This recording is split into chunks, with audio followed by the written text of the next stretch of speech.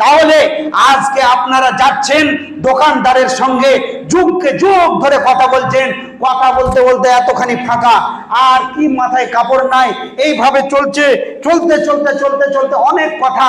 এবার আল্লাহর নবী আরো একটি কথা বলছেন, আল মারআতু রাইয়াতুন আলা বাইতি জাওজাহা, আল মারআতু রাইয়াতুন আলা বাইতি জাওজাহা।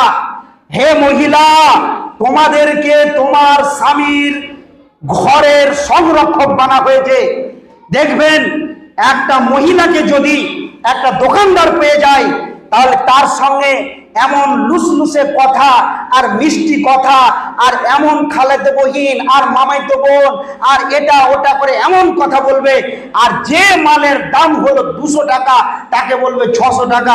তখন দোকানদার বলবে যে যাও, তোমাকে আমি খালাতো বোন বলি, তার জন্য তোমাকে 200 টাকা ছেড়ে দিলাম, 400 টাকা দাও।